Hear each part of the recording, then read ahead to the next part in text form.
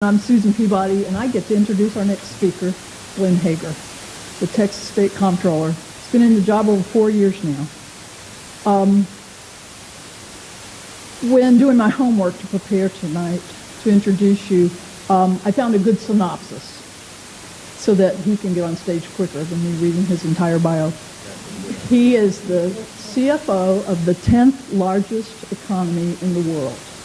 He has a big job. He's a busy man, and we're grateful you took time to be with us tonight. Welcome.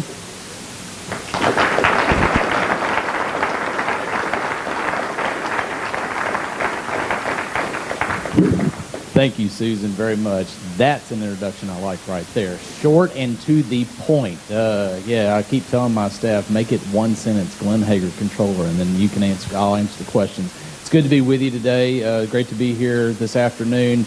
And I'll first talk a little bit about what do we do in the Comptroller's office, just a little history, and then talk about a couple of issues I see in the state economy this legislative session, and then happy to answer questions. So just a quick background. I grew up in a little bitty community northwest out of Houston, Hockley, Texas. You drive down Highway 290, you blink, you miss it. That's how big it is. If you don't blink, you'll see Hegar Road. That's us. When I was out there with my 3 kids just the other day, my son, I take him hunting quite a bit. I have a 13-year-old daughter, a 10-year-old daughter, a 13-year-old daughter, a 10-year-old daughter, and a 10-year-old son.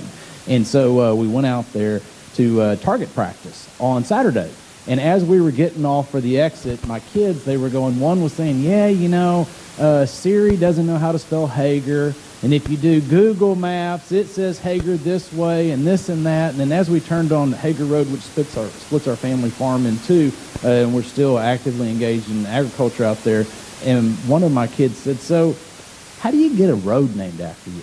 And I said, well, it's called when the government takes your land to build a road, at least they give the consolation prize and name it after you.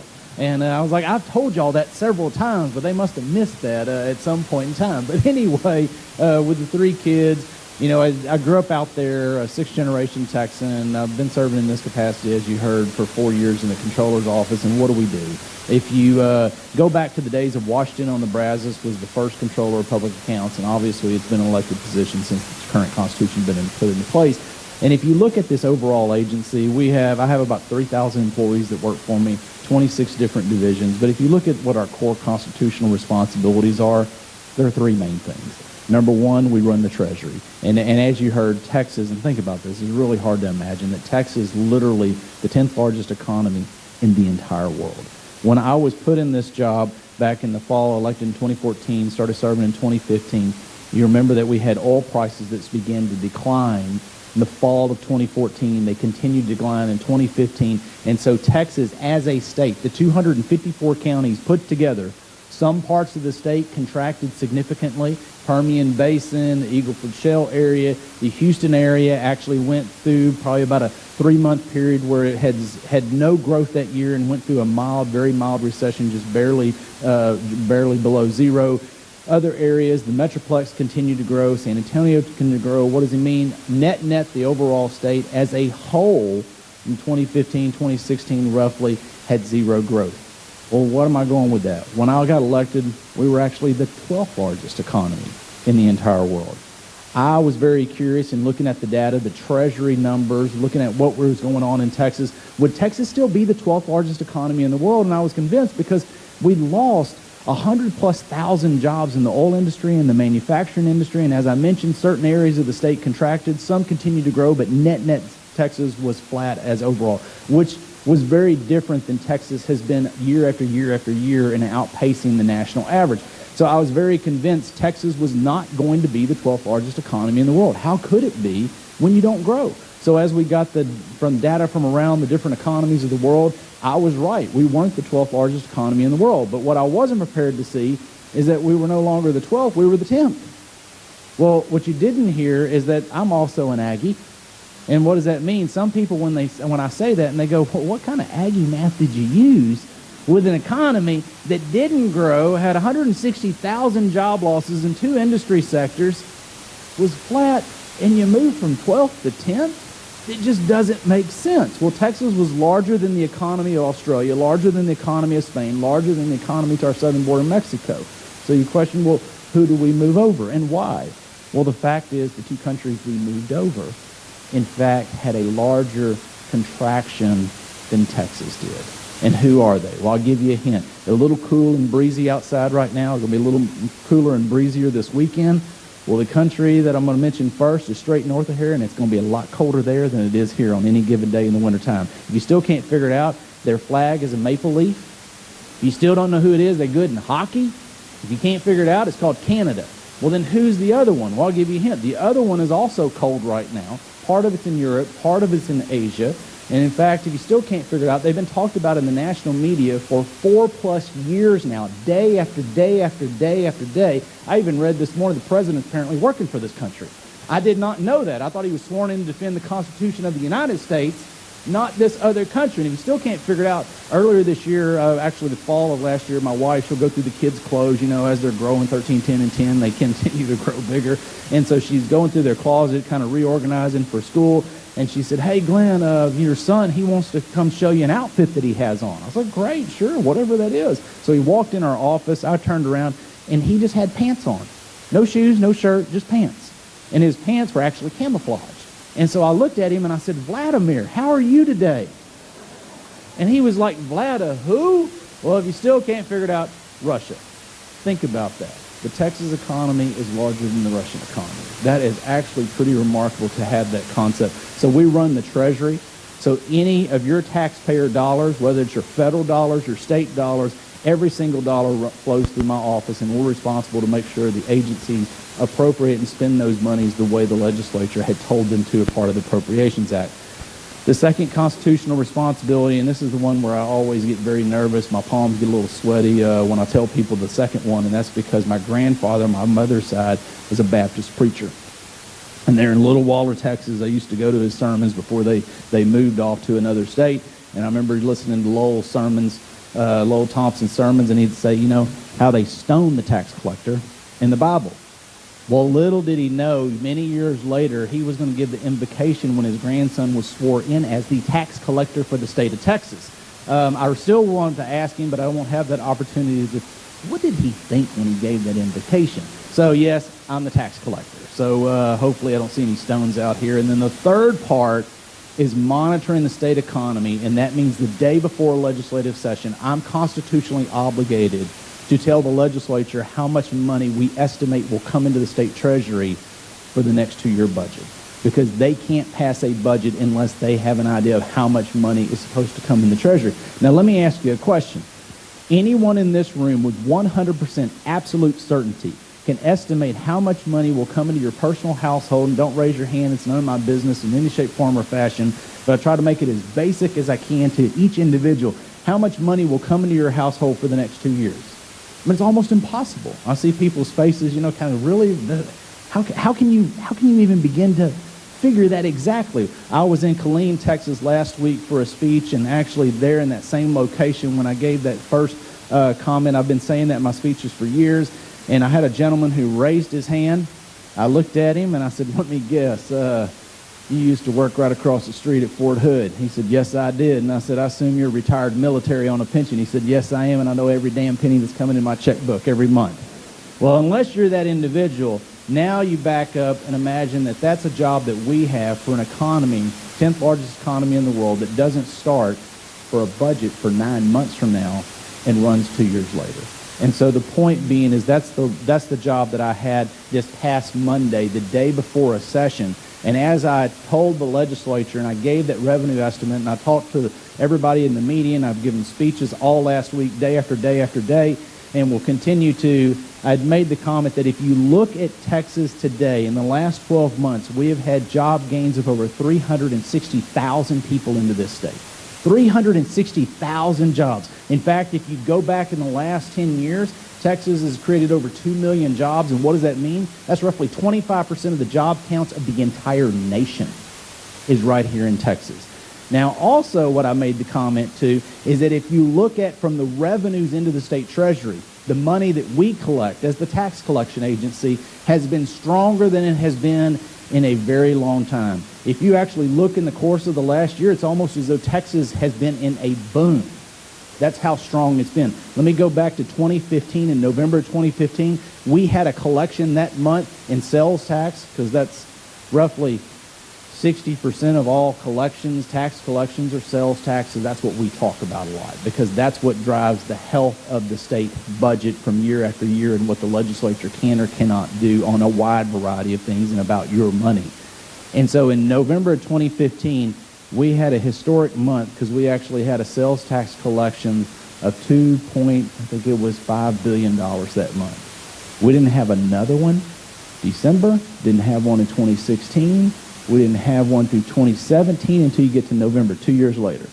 And in fact, in the last 13 months, we've actually had, let me think about this, 3 months of $2.6 billion, 7 months of $2.7 billion, 2 months of $2.8 billion, and 1 month that was just about 30,000 shy of being $3 billion. So my point being is the Texas economy right now has been very healthy. Now, if you go back to that job count number I mentioned of over 360,000 jobs created in this state by men and women that run the businesses that keep this economy going, if you go back 2 years from now, when I gave that same revenue estimate, it was 173,000 job gains. And so point is 173,000, a lot of states would love to have that, but it's half compared to what it is now. So when I said that, I also cautioned the legislature, because people ask me, they go, wait, did you give them a whole lot of optimism? Or was that a whole lot of pessimism that you gave? I was like, that's just the right mix. And the reason being is I make the comment, and I said this the other day, and I saw somebody had tweeted that comment out when I was getting an interview on Thursday morning. And I had made the comment, I said, you know, every morning I thank God that I get to call Texas home. I thank God that my family moved here in 1846, or my line got here in 1848, the second brother that moved here, and I get to raise my 3 kids here. But I also, as the guy who's looking over the economy of Texas, I also know that we're in the longest economic recovery in modern history. Next year, if the economy continues to grow in Texas, the United States as an overall, we will actually be in the longest economic recovery ever in this country. So that also, when I wake up, thank God, and then I'm also looking, because I know every morning when you're in that long of recovery, every morning you're one day closer to the next recession.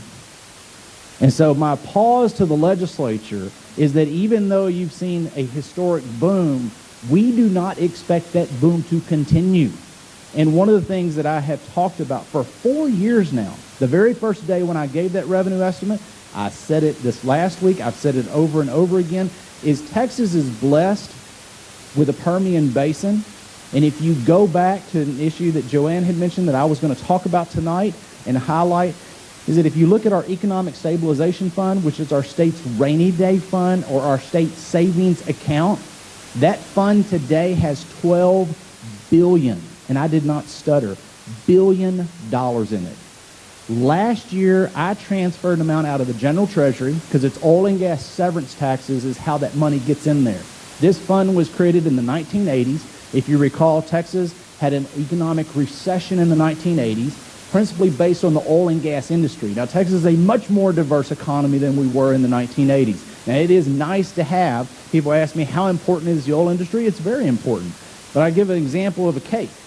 Well, the economy of Texas, the cake, actually, the oil industry is the icing on the cake.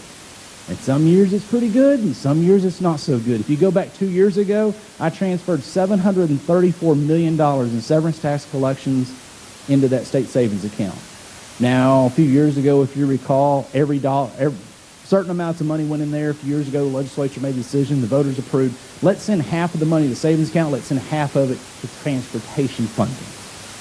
Now, I don't know if any of y'all got stuck in traffic lately. Roy and I were stuck a real long time coming over here, but we got here. So part of it was going to that. So 2 years ago, we transferred $734 million to both of those, highway funding and the state highway, into the state savings account. This year, I transferred almost $1.4 billion into both. Now, the reason I say that is because that's almost double. But there's an old saying in the Permian Basin. After you have the high and it goes down, there's an old saying is, Lord, if you just give me one more boom, I won't waste this one. And it's true. So one of the points is I've made to the legislature for 4 years now. is that the last thing we want in Texas is to fund basic courses of government off of oil and gas severance tax. If you look at the credit rating history of our sister energy states, Alaska, North Dakota, our neighboring states, New Mexico, Oklahoma, whether it's Louisiana, half of the states that had their credit rating downgraded in the last 3 and 5 years were what? Oil and gas states. The other half was what? They had pension problems. So amazingly, the thing that I've been on the soapbox for 4 years now is how do we tend to our state's pension issues? How do we tend to our state's long-term liabilities? Because the last thing I want to do is pass on debt and responsibilities to my 13-year-old, my 10-year-old, and my 10-year-old. Last night in our house, and only in the Comptroller's house, are you going to have a 13-year-old girl who's in 8th grade actually ask him about the national debt? How many 13-year-olds have you ever heard ask about the national debt? Obviously, I'm preaching in the house as much as I'm preaching out in the pastures to elsewhere, so my 13-year-old Claire was asking about that, and we were talking about that, which is also to the issue that I've been telling the legislature, is when I got in this job 4 years ago, I'm embarrassed to tell you and others that when I served in the legislature, in the House and the Senate, until I got in this job and we had over $6 billion sitting in that account, and I asked the question, what do we do with that money? I'm embarrassed to say I was one of those people, and by the way, they only got 134 days left, and they're gone, thankfully. They make more work for me. But I had to ask, what do we do with those dollars? I was astonished, stunned, shocked to realize that $6 billion was essentially sitting in what's called the Treasury pool, which what that means is overnight cash. Who in their right mind takes $6 billion, and it's the equivalent of taking a shovel, digging a hole on the Capitol lawn, putting it in the hole, and covering it up. Now, if any of you are going down there for the inauguration tomorrow, which I plan to be there if I catch my flight back home, because I don't want to be the one with the seat empty right there behind the governor and lieutenant governor, and somebody's going to say, Hegar must be protesting. So I'm going to be there. I've got to get out of here to go back. But I don't want to see any of you with a shovel on the Capitol lawn, because we really don't bury that $12 billion on the Capitol lawn. But my point being is, it doesn't even earn enough to cover the inflationary cost from year to year.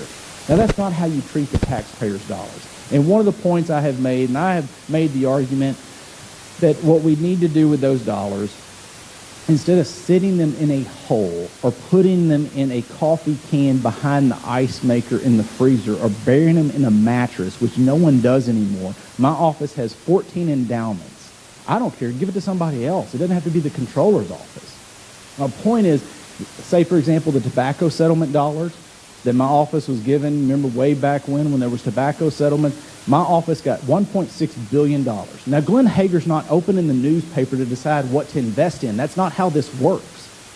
I have advisory boards. I've got teams that work for me. We're looking at all the metrics of what other people are doing, and we're being more defensive than offense. In other words, we're just trying to cover the inflationary cost of this money. We're also trying to get a little bit more, and what we've done with the tobacco settlement dollars, for example, was today, that money needs to be worth $2.6 billion. Just to be worth the same amount as it was years ago. And it's worth 2.6. I haven't checked the market today, so I will when I get back in the office. But it's maintained that, and we've distributed about $1 billion out to help lower health care costs with other states. That's what the decision was made. And so my point is, instead of keeping the money just locked under the dirt doing nothing, we should put it to use, because it is the taxpayers' money. And in state of Texas, we're not New Jersey. Thank God. We're not some of these other states that have very significant pension problems, but our pensions are not fully paid for. And if we don't do something, and I've been around this long enough, that you can say, oh, well, it's a 2-year budget. We'll wait till the next one. We'll wait till the next one. We'll wait till the next one. Well, that next one ends up being Claire, Julia, or Jonah that has to handle it, which are my 3 kids. And I don't believe that we need to pass it on to the future generations. And we need to be very open and transparent. And we need to make sure that we are tending to today's issues as well as those issues that are confront the future generations. And that's the reason it was amazing to me that Claire Hegar yesterday wanted to know about the national debt because it scared the hell out of her. And you know, in fact, it should. The same thing as the state's long-term liabilities. And I said this to a group of legislators, and I've said it in other speeches, is that right now, my party is in charge. I've been in charge in elected office. I have a responsibility to make sure that people understand the state's books, they understand the transparency of those books, and that we make sure that we are facing the tough choices to deal with those issues in the coming sessions, so therefore we don't leave it to future generations. So I will stop there. Questions, comments, complaints. When you're dealing with financial numbers, I've learned one thing: you put people to sleep very fast. So I learned to pause and stop. Yes, sir.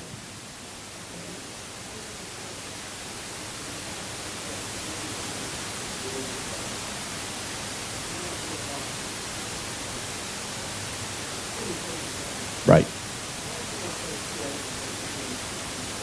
If you look at the state's book, so I get asked a lot of questions about what type of debt do we have in the state of Texas, whether that's state debt, whether it's local debt, the different types of levels. If you just look at the state debt, there's two principal types. And one, there are funding sources that are self-supporting. So revenues are coming in that are point to pay off that debt, whether it's bonds have been passed for transportation funding, whether that is also bonds that have passed for higher education universities, which is really funded on tuition dollars. The tuition dollars pay for it, but it has the full faith credit of the state behind it. So it's showing up on the state's books, which in reality, if they don't pay it, but it is being paid through the university systems and tuition and the money that they get from the legislature, even though it's on our books. So there's some that's in their books that reality is the state's not going to actually have to pay for it, but the full faith credit of the state is behind those dollars. So some are self-supporting, some are pure debt, which means part of the budget is going to pay for that. Now that pure debt portion, the state constitution limits state debt of only 5%. So Texas has a limit, unlike other states or the federal government, which has no limit whatsoever. So that one is a good thing that's in our state constitution. And I think if memory serves offhand, we, and I haven't looked at this in the last 6 months, so I'm just going off complete memory. We're not at the 5%, we're not at the 4%. So there's an amount that is allowable of debt that is out there, which I think is about 3.9%. But not all of that has been issued. I think it's more like 3%. And I'm going off just complete memory, so I'll go and check my facts tomorrow. So it is a lower amount because some agencies get authorized to issue debt but actually have not issued that debt. Do you have a question?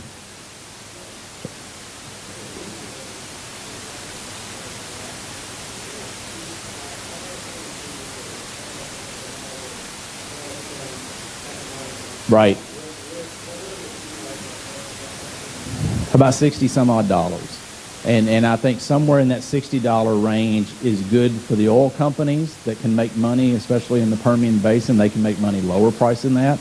Obviously, you look at West Texas intermediate crude is typically priced somewhere around $10 lower than Brent price of the global price. Part of that is because there's pipeline issues to get that oil out. The Permian Basin, amazingly, if you go back, remember how I said the Economic Stabilization Fund, severance taxes go into that? It was set up in the 1980s. No one envisioned there'd be any more oil produced out there. No one thought this fund would ever have any money in it. So it was a state savings account, great idea, but the funding source had dried up. Modern technology capabilities have come back, and the Permian Basin is the most prolific field of growth, not in the nation, but the entire world, and looks to exist for many years now. So in the Permian Basin, the Eagle Ford Shale is a little bit more costly than that. Some of the other oil fields here in the state of Texas, natural gas and oil, but really somewhere in that $60 range. And the reason is that's good for producers and the economics of Texas from a job creation, but it's not too hard on us as consumers going to the pump and paying at the pump. But much higher than that, it really hits the pocketbook. Much lower than that, it really starts shutting down economic activity. Let me go over here and then I'll come right back. Yes, sir.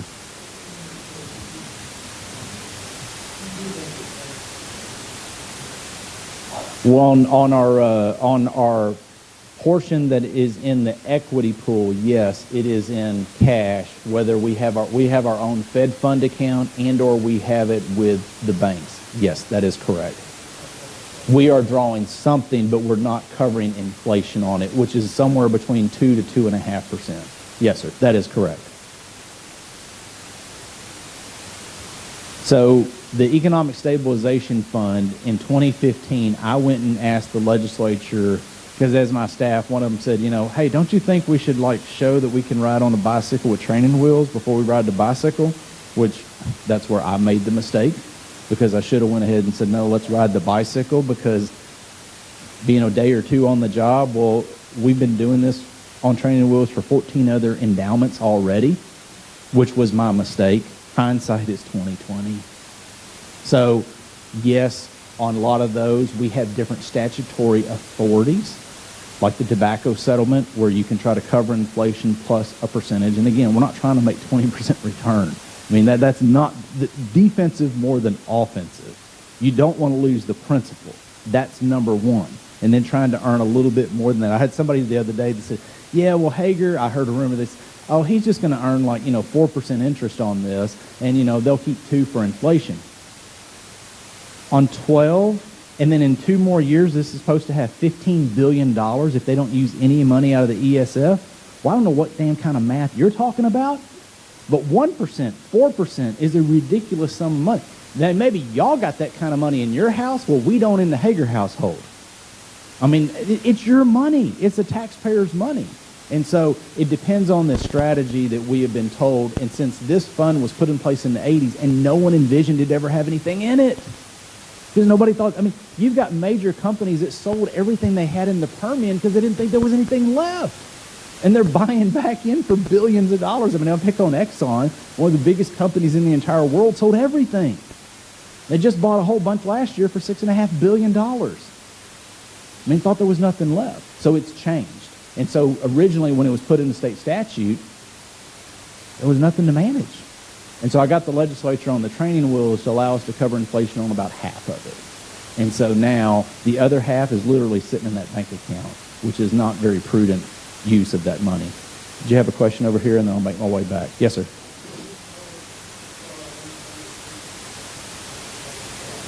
If you look at, and I was sitting here and I was thinking I should have on the airplane look exactly what that dollar amount is.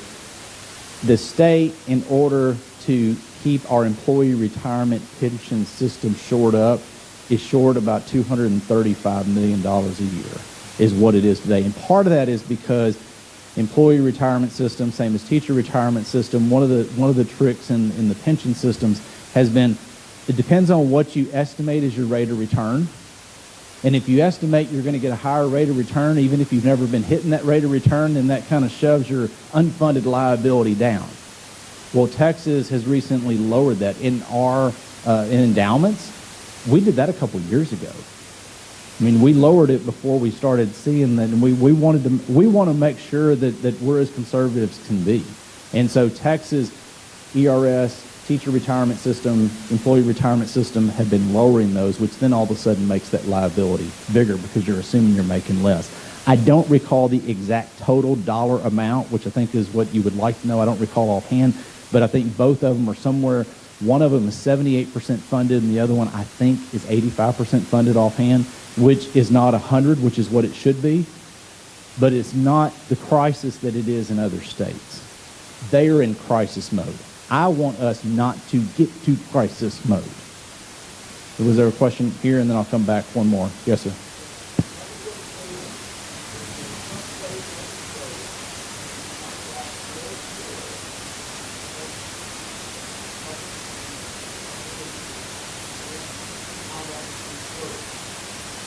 How is dispersed within the public education system?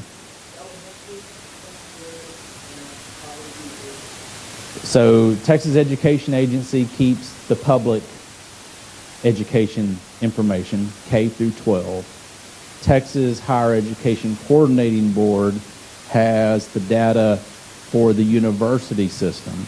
When I was a legislature and we were doing school finance reform, boy, that sounds familiar, back around '06, I remember looking at the data, and I had 14 school districts when I was a state rep, and I went to all of them, and I was very frustrated because trying to get the data that TEA has, they have a lot of it, but I may have one set of data that's the original budget that was sent to them, and then another set of data is the real-time cost that's out there. One of the examples I remember is I had two fast-growth school districts, Katy, which is where we call home, Fort Bend ISD right down this road. And looking at this, I'm sitting here going, wait, I got one school district that essentially spends no money on security, and I got another one that's spending a whole bunch, and y'all are both suburban school districts I don't understand. Now, I understand little old East Bernard ISD, which has one campus, may have 3 buildings, but it's all on one campus, and they have the local constable patrol. So, yeah, they spent no money, but I'm thinking this doesn't make any sense. Well, one of them, they had a federal grant, and that wasn't showing up in the state data, which is a piece. My point is, if you don't have all the information, you can't make real decisions. And one of the things that we have a report coming out on public education by the end of this month, and in part of my frustration is what I call the Larry Moe Curley effect, is this group of politicians are blaming that group, and that group is blaming this group, and I'm kind of like, I just need to know what the problem is. In school finance, I mean, I'm kind of too simplistic of a guy. Basic math is supposed to come out exact. Like, it's the same.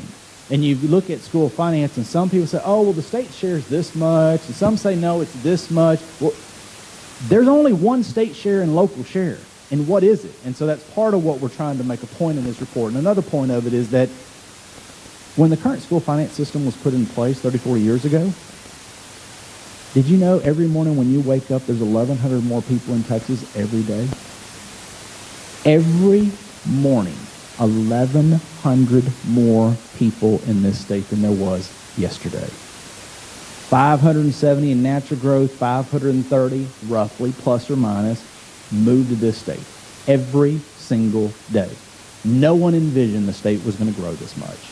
So the pressure in the school finance system of the first bucket is your local money, your second bucket is your state money, and what that is doing is it's causing your local share to go up every single year and your state share to go down.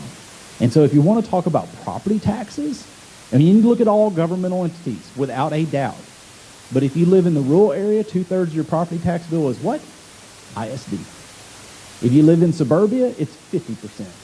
So the state average, because more live in suburban, urban areas than rural areas, is 54%. And so you got to do, it's school finance. Now, I'm not saying the other government entities get a pass. That's not my point. But if you really want to deal with this issue, it's school finance. And you got to have the math and the data. But those are the two principal sources to go to for it. Yes, sir.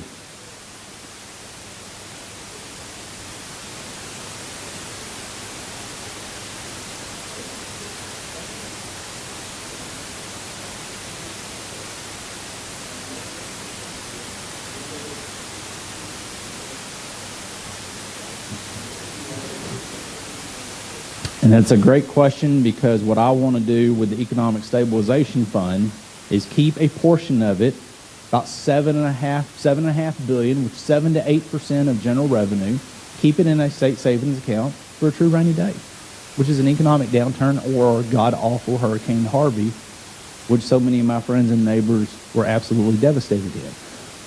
Other than that, anything above that amount does not need to be sitting over here waiting for a rainy day. That fund has had historically $23 billion put into it, and it's had $11 billion taken out of it, which comes to the 12 it has in it today. And so what do I think we should do with those dollars, that $250 million that's short? If we were able to treat it like we do the tobacco settlement dollars in a decade plus, we will cover our pension problems in this state. And here's one of the things that a lot of people don't realize. We'll just change every employee to a defined benefit to a defined contribution. The problem of doing the current employees is you still have a big liability on your books. And some states aren't able to do that because of the constitutional issues and the legal issues, and those are what you've been seeing playing out in the country. And so therefore my point being is, a lot of people say, we'll just change every person to that defined contribution. But the problem, you still have some legal issues and you have a liability. And so that's my point, is what you were exactly hitting on. We've got to shore this up. Even if we're going to change pension systems, that's not a whole lot of benefit on dollar values, because the current employee, the new employees, they're not the ones that's costing the system. It's the current ones that are in it or about to retire. That's where the cost is at. So you're exactly arguing the points that I have been arguing out in the wilderness for like 4 years. So great job. Yeah, that's right. That's right. And kicking the can is not going to solve the problem. And if you don't know what kicking the can means, I grew up in Hockley, Texas. That means sweeping it under the rug. That means postponing it to another day. I said that in a speech many years ago, and a lady said, I didn't want to ask this question. I wasn't sure. She came up afterwards. She goes, what does kick the can mean? So I've learned to explain what kick the can means, just in case somebody didn't know. Does I have a see in it? Yes, sir.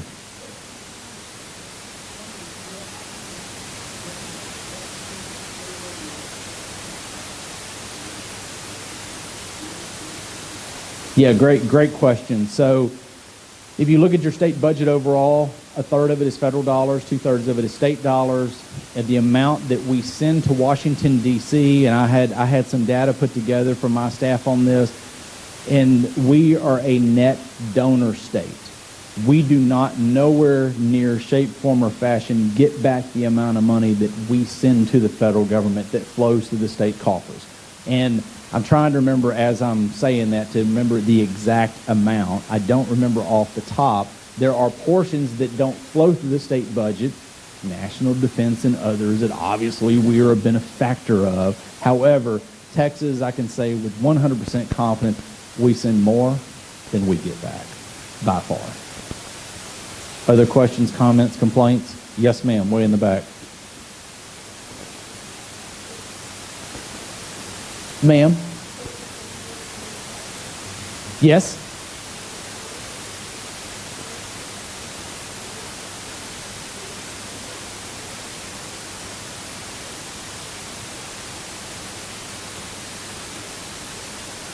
No, I agree. I mean, those that help the poor definitely reward themselves and others in their communities more than anything else. I mean, the last thing you need to do is take charity for something you hope God's going to give you something in return.